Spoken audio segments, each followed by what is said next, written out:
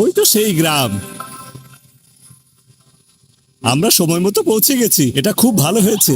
তুষার ঝড় এখন অনেক দূরে আছে।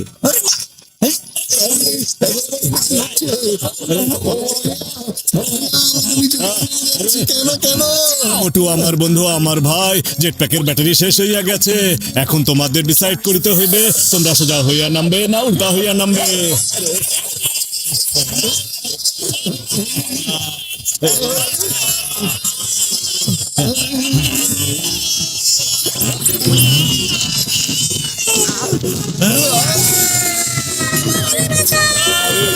আরে এরা কারা আসছে? আরে পালা পালা পালা এখান থেকে, পালা পালা পালা। আরে বাবা, বড় ভাইয়া দেখা পাচ্ছি না কেন? আরে বন্ধু ডক্টর ঝটকা, এসব হচ্ছেটা কি? আরে বন্ধু আমার ভাই, আমি গ্রামের স্টোরিটা ভালো করে পড়ছিলাম। এখানকার লোকজন নাকি ইগলু বানাইতে পারে। এদের ইতিহাস সম্পর্কে আমি আরো জানার চেষ্টা করে দিয়েছিলাম। হ্যাঁ, এবার আমরা তোমার ইতিহাস বদলে দেব। ব্যাটারি তো আছেই, তবে আমাদের দাওনি কেন? আরে বন্ধু আমার ভাই, আমি তো তোমাদের বলিয়াছিলাম সোজা হইয়া নামবে না উল্টা হইয়া নামবে। তোমরা যদি আমাদের বলতে, তাহলে আমি ঠিকই ব্যবস্থা করিয়া দিতাম। হ্যাঁ, আরে তোমরা কেউ কিছু বলছো না কেন আমাকে? পালাও। পালিয়ে যাবে কোথায়? এক্ষুনি বলছি। এই যে দেখুন, সবার জন্য ইগলুর ব্যবস্থা হয়ে গেছে। আমি একটা বড় ইগলু বেছে নিয়েছি, যেখানে আপনারা সবাই মিলে থাকতে পারবেন। মা, তাড়াতাড়ি ইগলুটা দেখাও আর আমাদের খাবারের ব্যবস্থা করে ফেলো। আরে আমার রুগীদের কসম, আমাকেও নিয়ে যাও সাথে। হ্যাঁ, চলো।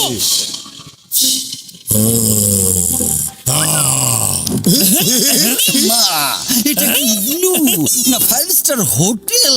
কি সুন্দর। চিংগম স্যার, এটা টুরিস্টদের জন্য বানানো হয়েছে, সবার সব ধরনের প্রয়োজন এবং সুবিধার কথা মাথায় রেখে। এসো, এবার আমরা আরাম করে ঘুমিয়ে পড়ি। ওই ভাল্লুক এখন আমাদের আর কিছুই করতে পারবে না।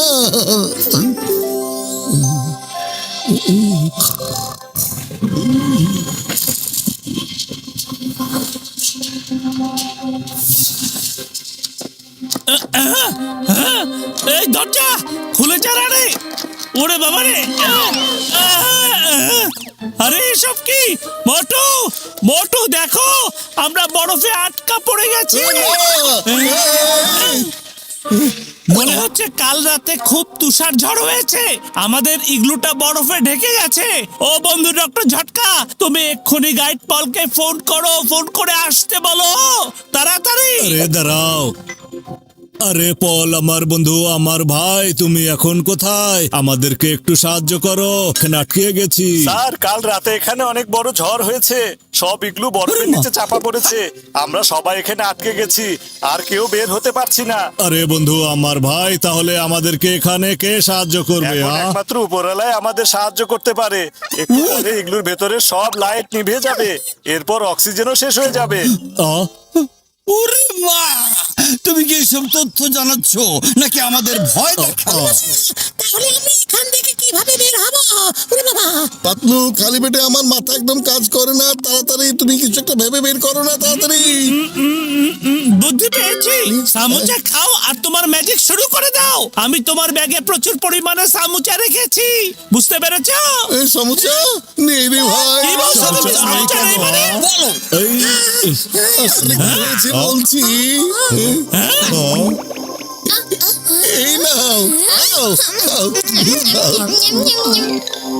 সরি বন্ধুরা, এই জন্যই সব সমস্যা শেষ হয়ে গেছে। তুমি ভাল্লুকের বাচ্চাদের বাঁচিয়ে দিলে আর আমাদের বাঁচার রাস্তা বন্ধ করে দিলে। ও মামুনি গো, আরে কিসের শব্দ হচ্ছে?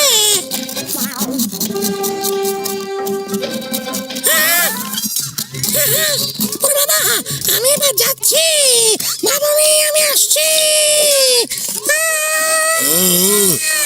না মামুনি, আমি যাচ্ছি না। আচ্ছা বলো তো, এই কেমন বিপদ কিছুতেই পিছু ছাড়ছে না।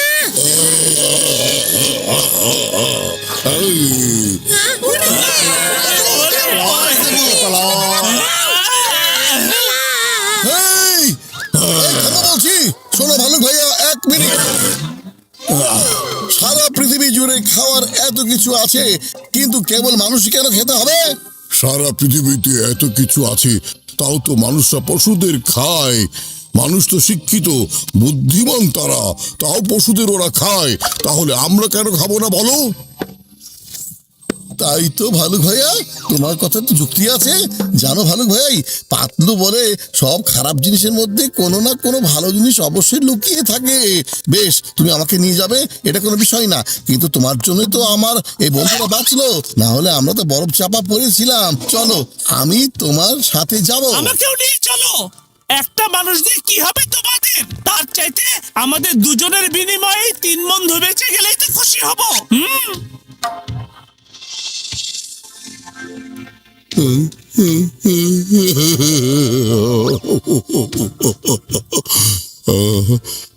আমি তোমার বিষয়ে ভুল ধারণা করেছিলাম। যখনই তুমি আমাকে বা আমার বাচ্চাদের বাঁচাতে এসেছো, আমার মনে হয়েছে আমাদের ধরতে এসেছো।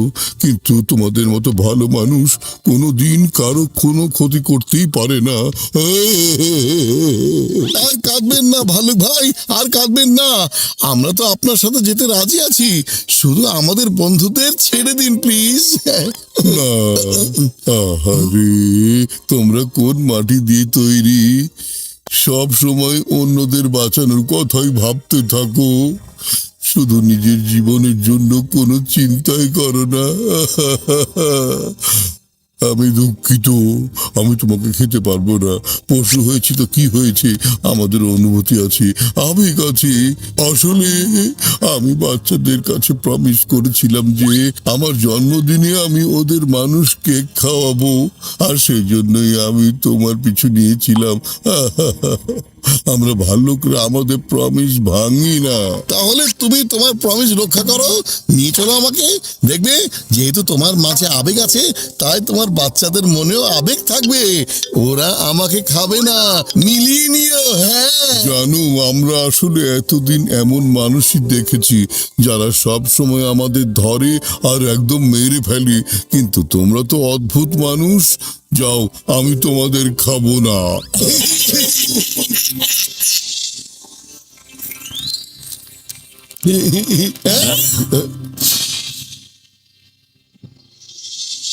ভালুক ভাইয়া, এখানে লুকিয়ে থাকো। আগে আমরা বরফ চাপা পড়া মানুষদের বাঁচাই, তারপর তোমার সাথে যাব, ঠিক আছে? আচ্ছা।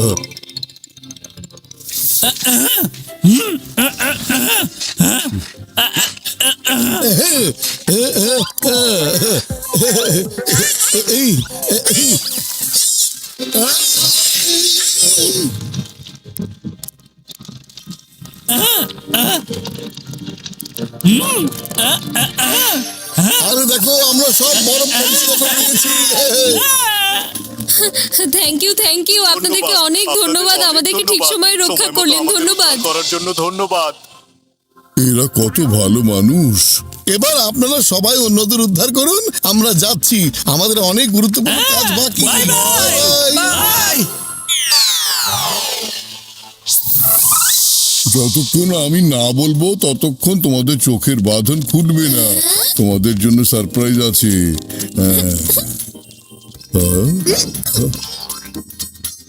এবার নিজেদের চোখের বাঁধন খুলে ফেলো আর শুরু করো গান। Happy birthday to you. Happy birthday to you.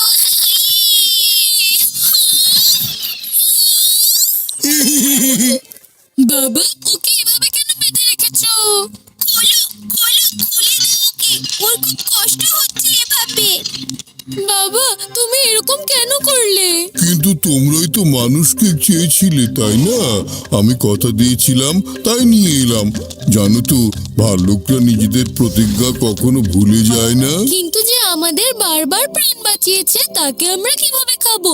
আমরা তো বড় হয়েছি, এইটুকু তো বুঝি। একটা কথা শিখে নাও আমাদের কাছ থেকে, সব মানুষ খারাপ হয় না, কিছু কিছু মানুষ ভালো হয়, যেমন এই আঙ্কেল আর ওর বন্ধুরা। আমার বাচ্চারা, তোমরা সত্যি তাড়াতাড়ি বড় হয়ে গেছো।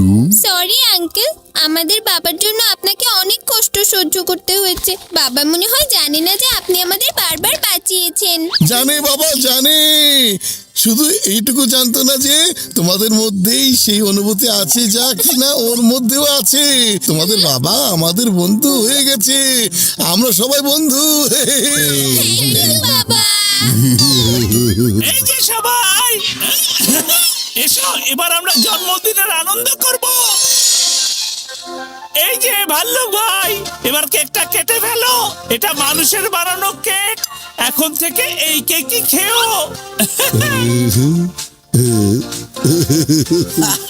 শুভ জন্মদিন, শুভ জন্মদিন, শুভ জন্মদিন। আরে এটা স্বপ্ন না, বাস্তব, এটা সত্যি বাস্তব।